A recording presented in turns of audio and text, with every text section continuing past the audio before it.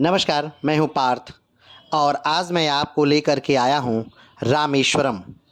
जी हां, रामेश्वरम तमिलनाडु का एक शहर है तथा यह रामनाथपुरम डिस्ट्रिक्ट के अंतर्गत पड़ता है।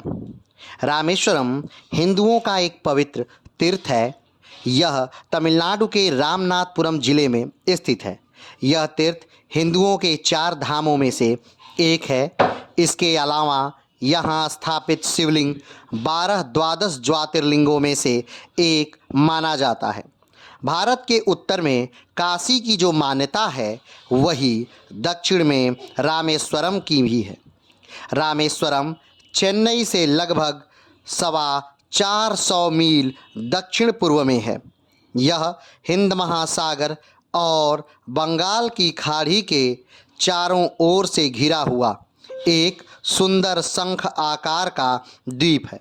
बहुत पहले यह द्वीप भारत की मुख्य भूमि के साथ जुड़ा हुआ था, परंतु बाद में सागर की लहरों ने इस मिलाने वाली कड़ी को काट डाला, जिससे वह चारों ओर पानी से घिरकर टापू बन गया।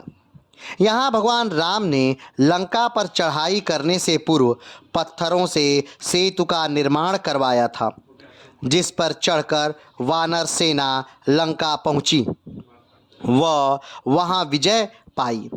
बाद में राम ने विभीषण के अनुरोध पर धनुषकोटि नामक स्थान पर यह सेतु तोड़ दिया था। आज भी इस 30 मील लंबे आदि सेतु के अवशेष सागर में दिखाई देते हैं। यहाँ के मंदिर के तीसरे प्रकार का गलियारा विश्व का सबसे बड़ा गलियारा है। जिस स्थान पर यह टापू मुख्य भूमि से जुड़ा हुआ था वहाँ इस समय 2.5 मील चौड़ी एक खाड़ी है। शुरू में इस खाड़ी को नावों से पार किया जाता था। बताया जाता है कि कुछ बहुत पहले धनुषकोटि से मन्नार द्वीप तक पैदल चलकर भी लोग जाते थे, लेकिन 1480 ईस्वी में एक चक्रवाती तूफान ने इसे तोड़ दिया। बाद में आज से लगभग 400 वर्ष पहले कृष्ण पन्नाकम नाम के एक राजा ने उस पर पत्थर का बहुत बड़ा पुल बनवाया। अंग्रेज़ों के आने के बाद उस पुल की जगह पर रेल का पुल बनाने का विचार हुआ। उस समय तक पुराना पत्थर का पुल लहरों की टक्कर से हिलकर टूट चुका था। एक जर्मन इंजीनियर की मदद से उस टूटे पुल का रेल का एक सुंदर पुल बनाया गया। इस समय यही पुल रामेश्वरम को भारत से रेल सेवा द्वारा जोड़ता है। इस पुल का निर्माण 1911 में हुआ था, लेकिन वर्तमान में एक नए पुल का निर्माण हो चुका है जिसे पंबन रेल ब्रिज कहते हैं। इस पुल का निर्माण भी 2024 में इसका उद्घाटन होने के साथ ही प्रारंभ हो चुका है। सबसे बड़ी बात यह है कि ये भारत का पहला वर्टिकल लिफ्ट ब्रिज है, यानी ये बीच से 70 फीट ऊपर ऊंचा खुलता है। अगर कोई नाव आ रही है तो इस पुल को पार करके बड़े आराम से जा सकती है। उथले सागर एवं संकर जलडमरू मध्य के कारण समुद्र में लहरें बहुत कम होती हैं। शांत बहाव को देखकर यात्रियों को ऐसा लगता है मानो वह किसी बड़ी नदी को पार कर रहे हों। अगर हम निर्माण काल की बात करें तो रामेश्वरम से दक्षिण में कन्याकुमारी नामक प्रसिद्ध तीर्थ है। रत्नाकर कर कहलाने वाली बंगाल की खाड़ी यहीं पर हिंद महासागर से मिलती है। रामेश्वरम और सेतु बहुत प्राचीन है, परंतु रामनाथ का मंदिर उतना पुराना नहीं है। दक्षिण के कुछ और मंदिर 1,500-2 हजार साल पहले के बने हैं, जबकि रामनाथ के मंदिर को बने अभी कुल 800 वर्ष से भी कम हुए हैं। इस मंदिर के बहुत से भाग 50-60 साल पहले के हैं। रामेश्वरम का गलियारा विश्व का सबसे लंबा गलियारा है। यह उत्तर दक्षिण में 179 मीटर एवं पूर्व से पश्चिम में 133 मीटर है। इसके परकोटे की चौड़ाई 6 मीटर तथा ऊंचाई 9 मीटर है। मंदिर के प्रवेश द्वार का गोपुरम 38.4 मीटर ऊंचा है। यह मंदिर लगभग 6 हेक्टेयर में बना हुआ है। मंदिर में विशालाक्षी जी के गर्भ गृह के निकट ही 9 ज्योतिर्लिंग हैं, जो लंकापति विभीषण द्वारा स्थापित बताए जाते हैं। रामनाथ के मंदिर में जो ताम्रपट है, उससे पता चलता है कि 1173 ईस्वी में श्रीलंका के राजा पराक्रम बाहु ने मूल लिंग वाले गर्भगृह का निर्माण करवाया था। उस मंदिर में अकेले शिवलिंग की स्थापना की गई थी, देवी की मूर्ति नहीं रखी गई थी। इस कारण वह निसंगेश्वर का मंदिर कहलाया। यही मूल मंदिर आगे चलकर वर्तमान दशा को पहुंचा। बाद में 15वीं शताब्दी में राजा उदयन सेतुपति और निकटस्थ नागौर निवासी वैश्य ने 1450 में इसका 78 फीट ऊंचा गोपुरम निर्माण करवाया था। बाद में मदुरई के एक देवी भक्त ने इसका जीर्णोद्धार करवाया था। 16वीं शताब्दी के दक्षिण में भारत के द्वितीय परकोटे की दीवार का निर्माण तिरुमल सेतुपति ने करवाया था। इनकी व इनके पुत्र की मूर्ति द्वार पर भी विराजमान है। इसी शताब्दी में मदुरई के राजा विश्वनाथ नायक ने एक अधीनस्थ राजा उदयन सेतुपति कट्टेश्वर ने नंदी मंडप आदि निर्माण करवाए।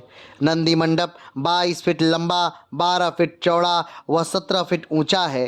रामनाथ के मंदिर में 7 सेतु माधव का मंदिर आज से 500 वर्ष पहले रामनाथपुरम के राजा उदयन सेतुपति और एक धन वैश्य ने मिलकर बनवाया था। अगर हम इसके स्थापत्य की बात करें तो रामेश्वरम का मंदिर भारतीय निर्माण कला और शिल्प कला का एक सुंदर नमूना है। इसके प्रवेश द्वार 40 फुट ऊंचा है प्राकार में और मंदिर में अंदर सैकड़ों विशाल खंभे हैं। देखने में एक जैसे लगते हैं, परंतु पास जाकर जरा बारीकी से देखा जाए तो मालूम होगा कि हर खंभे पर बेल बूटे की अलग अलग कारीगिरी है। रामनाथ की मूर्ति के चारों ओर परिक्रमा करने के लिए 3 प्रकार बने हुए हैं। इनमें तीसरा प्रकार 100 साल पहले पूरा हुआ। इस प्रकार की लंबाई 400 फुट से अधिक, दोनों और 5 फुट ऊंचा है। अगर हम बात करें कि रामेश्वरम की क्या कथा है, तो रामेश्वरम के विश्वाख मंदिर की स्थापना के बारे में यह रोचक कथाएं कही जाती हैं। सीता जी को छुड़ाने के लिए राम ने लंका पर चढ़ाई की थी। उन्होंने युद्ध में इस बिना सीता जी को छुड़वाने का प्रयत्न किया, पर जब रावण के न मानने पर विवश होकर उन्होंने युद्ध किया। इस युद्ध हेतु राम को वानर सेना सहित सागर पार करना था, जो अत्यधिक कठिन कार्य था। तब श्री राम ने युद्ध कार्य में सफलता और विजय के पश्चात कृतज्ञता हेतु अपने आराध्य भगवान शिव की आराधना के लिए समुद्र के किनारे रेत से शिवलिंग का अपने हाथों से निर्माण किया। तभी भगवान शिव स्वयं ज्योति स्वरूप प्रकट हुए और उन्होंने इस लिंग को श्री रामेश्वरम की उपमा दी। इस युद्ध में रावण के साथ उनका पूरा राक्षस वंश समाप्त हो गया और अंततः सीता जी को मुक्त कराकर श्री राम वापस लौटे। रावण भी साधारण राक्षस नहीं था, वह महर्षि पुलस्त्य का वंशज और वेदों का ज्ञानी और शिव जी का बड़ा भक्त भी था। श्री राम को उसे मारने के बाद बड़ा खेद हुआ। ब्रह्म हत्या के पाप प्रायश्चित के लिए श्री राम ने युद्ध विजय पश्चात भी यहाँ रामेश्वरम जाकर पूजन किया। शिवलिंग की स्थापना करने के पश्चात इस लिंग को काशी विश्वनाथ के समान मान्यता देने हेतु उन्होंने हनुमान जी को काशी से एक शिवलिंग लाने कहा। हनुमान पवन सुत बड़े वेग से आकाश मार्ग से चल पड़े और शिवलिंग ले आए। यह देखकर राम बहुत प्रसन्न हुए और रामेश्वर ज्योतिर्लिंग के साथ काशी के लिंग की भी स्थापना कर दी।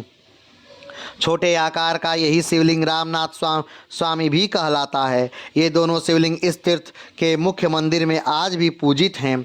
यही मुख्य शिवलिंग ज्योतिर्लिंग है। अगर हम बात करें कि रामेश्वरम में क्या क्या घूमने वाली और जगहें हैं, तो धनुषकोटी समुद्र तट, पम्बन ब्रिज, वो ब्रिज जो मुख्य भूमि को रामेश्वरम से जोड़ता है। अरियामन बीच को थंडा रामास्वामी मंदिर के नाम से भी जाना जाता है। उथिरा कोसामंगई, रामरपदम, Rameswaram temple, APJ Abdul Kalam national memorial, APJ Abdul Kalam का घर, सी वर्ल्ड एक्वेरियम, पंचमुखी हनुमान मंदिर, अग्नि तीर्थम, गंधमादन पर्वत, लक्ष्मण तीर्थ, ये रामेश्वरम के घूमने की मुख्य जगहें हैं। अगर हम बात करें कि रामेश्वरम कितने दिन में घूमा जा सकता है, तो रामेश्वरम घूमने के लिए कम से कम 2 से 3 दिन अति आवश्यक रूप से चाहिए।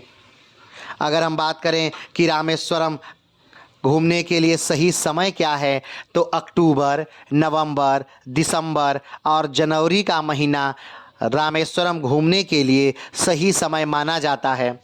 अगर हम बात करें कि रामेश्वरम में कहाँ रुक सकते हैं, तो जहाँ भी आपको सस्ता, सुंदर और टिकाऊ होटल दिखे आप वहाँ रुक जाइए, लेकिन मंदिर के पास रुकना ज़्यादा अच्छा और फ़ायदेमंद है। अगर हम बात करें कि रामेश्वरम कितने पैसे में घूमा जा सकता है, तो एक आदमी कम से कम 10,000 रुपये में रामेश्वरम को पूरी तरह अच्छी तरह घूमा जा सकता है। तो अगर रामेश्वरम की बात करें तो रामेश्वरम के लिए ट्रेनें कहाँ से मिल सकती हैं, तो रामेश्वरम जाने के लिए ट्रेनें रामेश्वरम इस रेलवे स्टेशन से या फिर मंडपम से मिल सकती है। मंडपम से लगभग हर स्टेशन के लिए ट्रेनें उपलब्ध हैं। तो चलिए आज के लिए इतना ही, फिर मिलते हैं एक नए वीडियो के साथ, एक नए स्थान के साथ। तब तक के लिए नमस्कार, धन्यवाद, जय हिंद।